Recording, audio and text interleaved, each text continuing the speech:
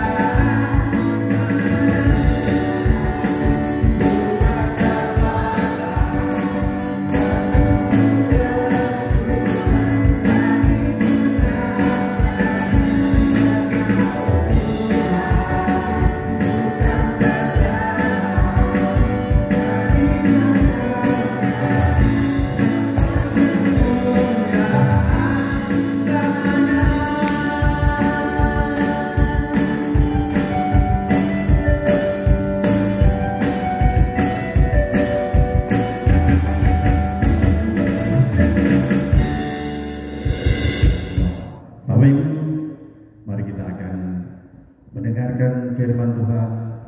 Sebelum kita mendengarkan firman Tuhan, kita naikkan pujian mengejar hadir Bapa.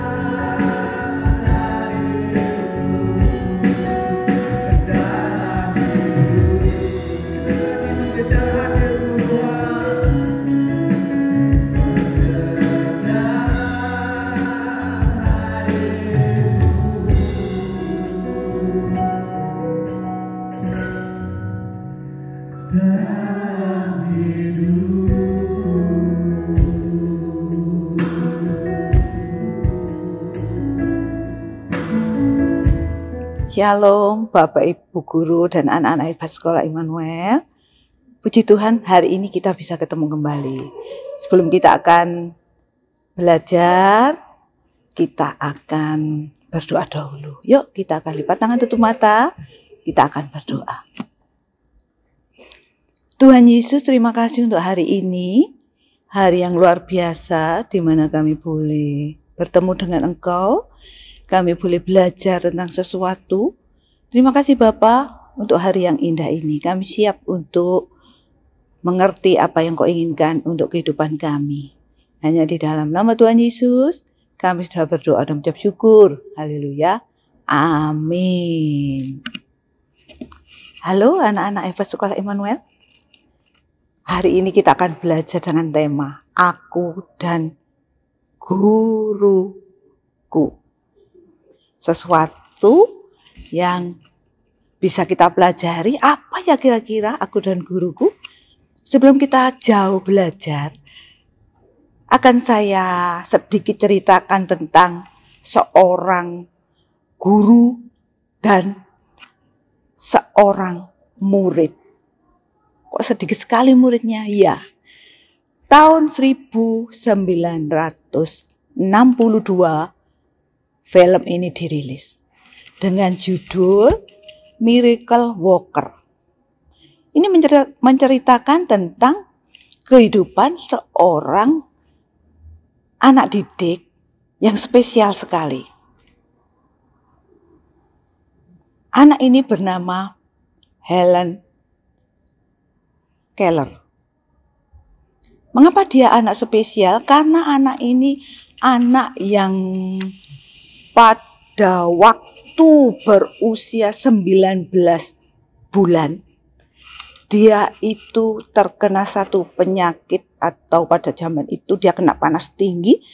Sehingga anak manis ini, anak yang sudah waktu itu usia 10 bulan sudah mulai berjalan, 12 bulan dia sudah mulai berbicara.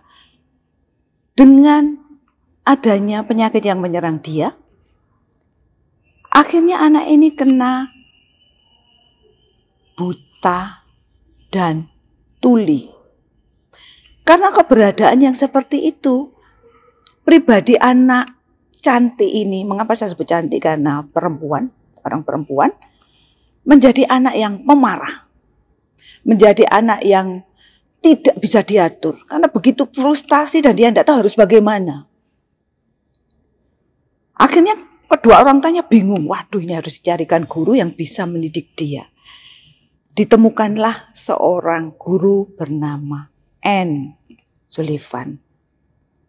Apakah dengan mudah dia bisa menaklukkan yang namanya Helen? Tidak. Justru Anne menjadi musuh atau memusuhi guru tersebut. Karena dia tidak tahu apa yang harus dilakukannya. Dia ingin tahu tapi dia tidak tahu harus melakukan apa. Waktu salah seorang bibinya datang ke rumah Helen ini dan memberikan boneka. Boneka zaman dulu bukan boneka yang sempurna seperti saat ini. Ada hidungnya, ada enggak.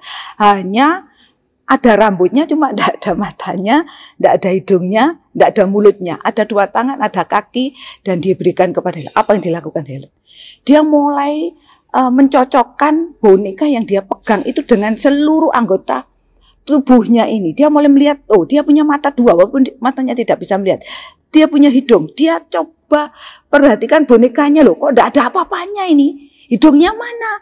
Dia lihat, loh saya punya mulut, tapi di mana mulutnya boneka? Dia marah dengan hadiahnya itu. Tetapi di tangan dingin seorang guru, Ibu Anne ini, Helen yang kasar, yang suka pemarah, menjadi anak yang luar biasa. Dari pengalaman pertamanya, dari boneka yang dia pegang, dari air yang dia coba tunjukkan oleh gurunya. Kenapa ini? Karena begini, waktu dia pertama kali guru ini bertemu dengan Helen, dia melihat punya boneka tapi dia cukup marah dengan bonekanya. Dari situlah dia tahu bagaimana dia harus mendidik anak ini. Fungsi seorang guru mengarahkan anak-anaknya. Bahkan kalau kita perhatikan, Helen ini satu-satunya zaman itu anak buta, tuli, dan otomatis dia tidak bisa berbicara dengan jelas karena tuli itu tadi. Dia bisa lulus sekolah pertama, sekolah kedua setingkat SMP, Cambridge ya, dan juga perguruan tinggi. Pada usia 24 tahun dia lulus dengan predikat terbaik. Ini hanya salah satu contoh atau satu peristiwa yang benar-benar terjadi, dan Helen ini adalah tinggalnya di New York. Ternyata kita butuh seorang guru untuk membimbing kita. Terus apa sih gunanya guru untuk kita? Mengapa kita dipertemukan dengan guru-guru di kelas kalian masing-masing? Kenapa kita dipertemukan dengan orang-orang yang mungkin kalau kita ketemu dia, jahat sekali guru. Tidak ada guru yang jahat. Mengapa? Karena begini, kami punya satu tanggung jawab kepada kalian semuanya untuk membimbing seperti gambar yang bisa kita saksikan di sini. Guru itu sebagai sahabat, pembimbing, penolong untuk mengarahkan kalian kepada tujuan dari apa yang harus kalian lewati ini. Yang SMP tujuannya harus ke SMA, setelah SMA tujuannya harus ke suatu tempat. Tuhan punya rencana yang indah untuk kalian semuanya. Ingat,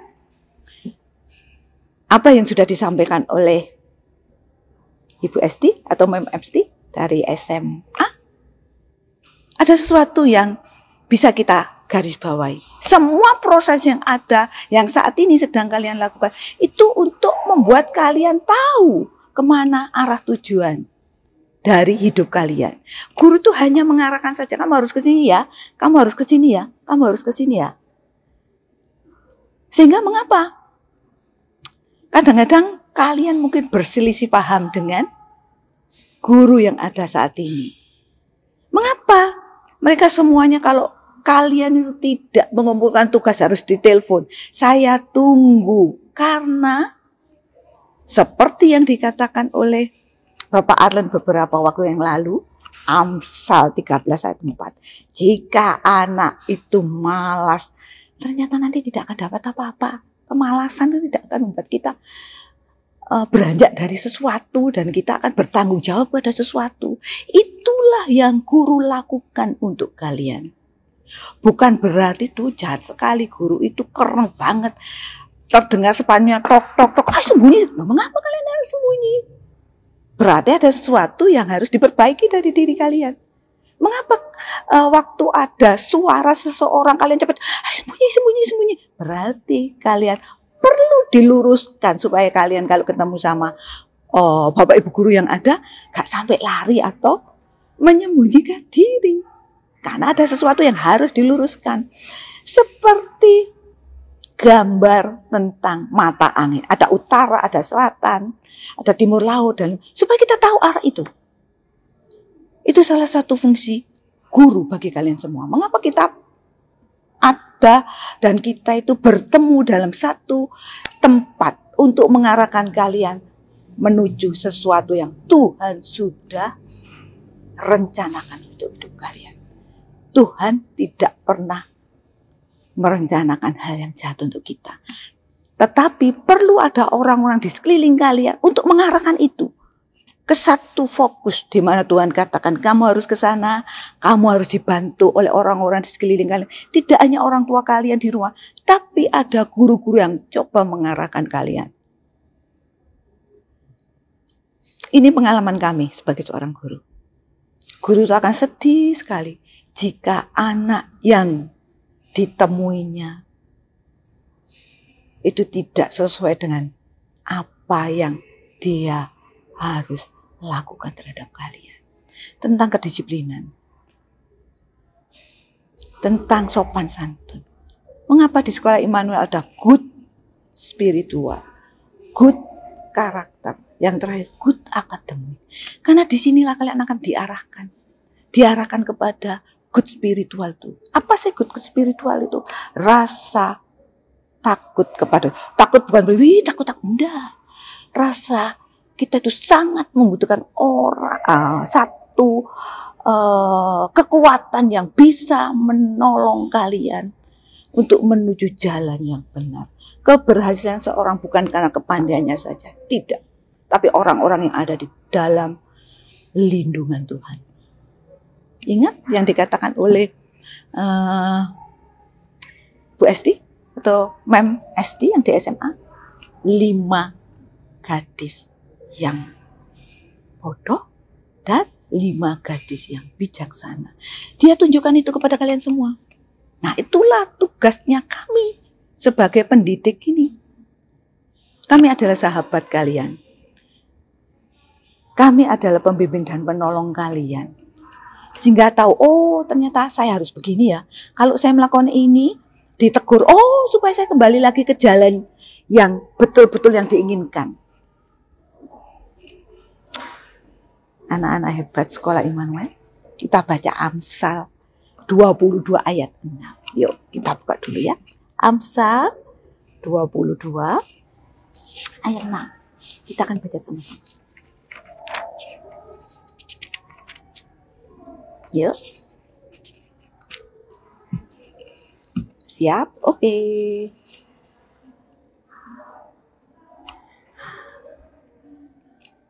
Didiklah orang muda menurut jalan yang patut baginya. Maka pada masa tuanya pun ia tidak akan menyimpang daripada jalannya. Inilah salah satu tugas kami, di mana kami harus bertemu dengan kalian semuanya, baik SMP, baik SMA. Mengapa kami harus melakukan ini benar-benar? Karena ini kami memiliki tanggung jawab untuk mengarahkan kalian. Kalau kami marah, bukan berarti kami benci dengan kalian. Tidak. Kami ingin kalian itu kembali ke jalannya. Kemarahan itu untuk mengingatkan kalian semuanya. Bahwa kalian harus melakukan ini loh yang benar anak-anak. Karena nanti suatu saat di ujung sana kamu akan menemukan hal seperti ini. Dan kamu pun harus mengerti bahwa apa yang sudah kami lakukan menjadi fondasi bagi kalian. Supaya kalian selalu ingat. Oh ya, saya dulu diajari begini ya. Oh ya, saya dulu diajari begini ya. Tentang kedisiplinan, tentang kejujuran. Itu akan menjadi bekal bagi kalian. Kemarin saya membaca tentang artikel seorang yang belajar di luar negeri. Kemudian dengan nilai yang bagus. Kemudian dia melamar di satu perusahaan atau tempat di kota itu juga. Di tempat di mana dia bersekolah. Dia ke sana kemari. Ternyata tidak ada satu perusahaan pun yang menerima. Waduh, dia protes. Apa ini? Karena saya bukan warga atau bangsa atau apa yang ada di sini. Dia merasa terzolimi. Ternyata ada sesuatu yang ditemukan oleh perusahaan-perusahaan yang dia memasukkan lamaran itu. Dia katakan begini, kami tidak memilih-milih tentang siapa yang akan kami jadikan rekan kerja kami. Kami menemukan sesuatu. Dia bertanya, waktu mahasiswa ini sekolah di situ, dia itu harus bayar tiket transportasi di situ. Tapi dengan caranya akhirnya selama hampir berapa tahun gitu dia tidak bayar Rp1 pun. Ternyata itu terdeteksi. Terdeteksi itu apa? Kejujuran. Sehingga dia katakan, oh dia sempat protes. Loh kan hanya gitu aja, saya kan bisa berubah. Orang yang ingin mempekerjakan Mbak ini katakan, mungkin hal ini bagi Mbak hal yang biasa. Karena aku bisa berubah. Tapi dengan pengalamannya dari tahun ke tahun ini, mengapa dia bisa nggak membayar transportasi ini sudah menunjukkan bahwa dia tidak bisa dipercaya. Kepercayaan dari sesuatu yang kecil dulu. Bisa enggak sih kalian dipercaya? Mungkin guru-guru kalian akan menunjukkan, ayo coba kamu tolong sih, mungkin itu satu hal yang sederhana. Tolong sih ambilkan sesuatu, atau tolong sih di situ kok ada uang ini harus misalnya yang harus diambil dan lain sebagainya. Tolong sih kalian bisa enggak sih kalian memimpin teman-temannya? Kepercayaan itu dimulai dari hal yang kecil, dari kejujuran kita. Anak-anak sekolah Immanuel, kita sudah belajar banyak bagaimana Allah menginginkan kita itu tetap di jalurnya, tetap menjadi orang-orang. Kalau Mem SD kemarin menyebutkan orang-orang yang dikenal Allah, bukan orang-orang yang hanya mengenal Allah. Nah, luar biasa ya, bagaimana adanya kami sebagai guru, adanya kalian sebagai seorang murid untuk bersama-sama menjadikan kalian anak-anak yang hebat di ujung jalan sana. Yuk, jadikan kami sahabat. Jika di antara kalian dan kami ada konflik yang menurut kalian, aduh jahat sekali ya, kami siap untuk didatangi. Kami siap untuk berdoa bersama-sama. Karena kami adalah sahabat bagi kalian semuanya. Dan di dalam kebenaran firman Tuhan, Tuhan itu sudah memberikan satu teladan yang luar biasa. Di mana kita dapatkannya? Ada di dalam Lukas. Yuk, cari ya. Lukas 17 ayat 11 sampai 19, tapi kita tidak akan baca semuanya. Tentang siapa? Tentang teladan guru agung kita. Dia meneladani, tidak hanya berbicara saja, tapi dia memberi teladan. Yohanes 13 ayat 15 dikatakan, sebab aku telah memberikan kepadamu teladan kepada kamu, supaya kamu, kita semua, seperti yang telah kuperbuat. Ini teladan Tuhan Yesus kepada kita sebagai anak-anaknya. Apa itu? Di dalam Lukas 17 ayat 11, saya tidak akan bacakan sampai 19. Judulnya Lukas 19 ayat 11.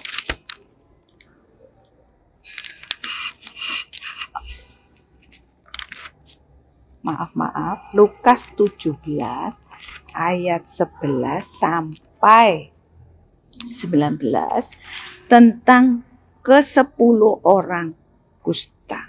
Saya akan bacakan.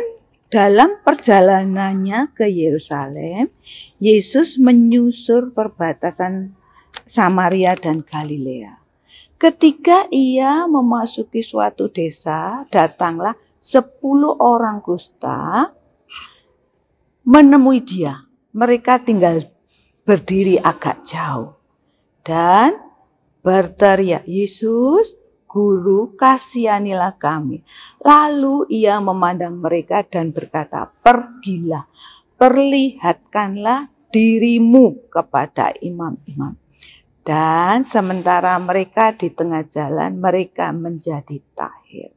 Ini adalah teladan dari Tuhan Yesus tentang kasih dan rasa berterima kasih. Yuk kita akan lihat. Kalian tahu semua pada zaman dulu seorang yang sakit kusta itu adalah kekejian dari semuanya. Bahkan harus jauh-jauh ya. Gak boleh dekat-dekatan. Harus jauh-jauh dan gak boleh dekat-dekatan. Mengapa? Kok gak boleh dekat-dekat gitu? Karena mereka itu menular. Dan pada zaman itu sakit kusta itu merupakan sakit kutukan. bagi yang sakit saat itu. Sehingga mengapa waktu dia ketemu Tuhan Yesus, dia jauh. Dari jauh aja dia menyapa, Tuhan Yesus tolong, tolong. Waktu Tuhan Yesus bertemu dengan 10 orang kusta itu, rasa kasihnya, belas kasihnya, itu juga yang diajarkan kepada kita. Untuk apa? Tanpa berpikir panjang, Tuhan kata, sekarang tunjukkan dirimu kepada imam. Mengapa harus kepada imam? Karena imam itu yang akan memberitahukan kepada seluruhnya bahwa dia sudah sembuh. Sudah ditunjukkan semuanya. Dan benar, mereka tidak ngomong terima kasih, gak ngomong pun langsung balik kanan, karena dia tahu ada Tuhan yang luar biasa yang pasti akan terjadi dalam hidupnya, dalam apa yang dikatakannya benar-benar terjadi. Sehingga dia gak ke 10-10-nya itu gak pergi gak ya, enggak. Dia langsung balik kanan, lari. Sementara mereka lari, dia mulai melihat kepada tangannya. Sakit kusta itu sakit yang kadang-kadang kaku gitu ya, di sendi-sendinya, dan kadang-kadang itu bisa lepas. Waktu dia lari ke sana, mungkin masih dengan tangannya yang dilebarkan kanan, tidak bisa digerakkan dengan baik. Dia melihat, dia lari terus dan kok tanganku bisa digerakkan ya? Loh, kakiku kok bisa lari dengan cepat ya? Di antara ke-10 orang itu yang kembali kepada Tuhan, 1 orang begitu sampai di perjalanan, belum sampai ke imam, dia melihat sudah sembuh. Dia kembali dan dia datang kepada Tuhan. Tuhan, terima kasih. Dari Lukas 17 ayat 11 sampai 19, Tuhan mengajarkan kepada kita, ini loh, kamu juga harus mengasihi orang sekelilingnya. Ini loh, kamu juga harus punya rasa terima kasih kepada orang-orang di sekeliling kalian. Karena ternyata gak gampang kita ngomong, makasih ya. Makasih ya Bu Guru. Tapi untung di sini kita punya good karakter. Ya, saya yakin kalian setelah bertemu dengan Bapak Ibu Guru di kelas masing-masing, ada kata itu untuk Bapak Ibu Guru yang ada. Ucapan terima kasih itu. Karena ini teladan dari Tuhan. Tentang kasih. Oh, ada temanku yang kok susah ya hari ini ya. Mungkin kita akan berbicara kepada dia. Ada apa sih? Kita bisa menghibur dia. Kita bisa menguatkan dia. Karena apa? Karena kalian di tempat ini, sekolah Immanuel, bukan kebetulan. Tapi disinilah Tuhan akan membentuk kalian menjadi orang-orang hebat di kemudian hari. Dengan kalian menyandarkan seluruh kehidupan kepada Tuhan, meletakkan hidup di bawah kaki Tuhan, maka keberhasilan itu ada untuk hidup kalian. Siap untuk dibentuk di sekolah Immanuel. Ada satu kata-kata yang Helen Keller sempat tuliskan banyak, tapi ada satu dikatakan apa? Bisa kalian baca di sini. Sesuatu yang luar biasa yang waktu saya baca. Apa sih maksudnya ini? Kok ada kata-kata pacu? Ternyata semua rintangan itu adalah salah satu yang bisa kita lakukan dengan memacu semuanya dengan segenap tenaga kita untuk kita maju. Semua proses harus kita lalui. Kita akan baca ya yang bawahnya. Hadapilah masalah hidup dirimu dan akuilah keberadaannya. Tetapi jangan biarkan dirimu dikuasainya. Apa maksudnya? Dalam kita mencari ilmu, dalam kita berjalan hidup kita untuk menjadi dewasa, ada banyak hal yang harus kalian hadapi. Ada banyak hal yang harus kalian kembali ke jalur yang benar. Di sini dikatakan, tapi semua yang akan kita lalui, nasihat dari Bapak Ibu Guru, cara-cara Bapak Ibu Guru supaya kalian tuh manut dan lain sebagainya. Ternyata jangan kita dikuasai dengan hal-hal yang nggak benarnya menurut kalian, sehingga kalian punya konsep guru itu jahat deh, aku gak seneng deh. Enggak, tapi kita akan sadar, loh mengapa kok guru itu seperti itu? Oh karena aku seharusnya berubah. Oh aku ternyata harus begini. Itu yang harus kalian lakukan.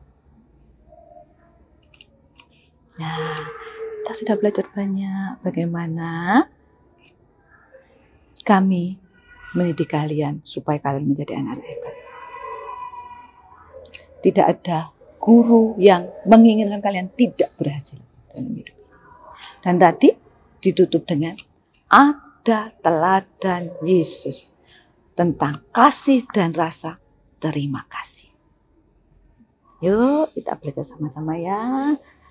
Biarlah semua ini bisa kita lewati dan di ujung sana ada kesuksesan yang luar biasa.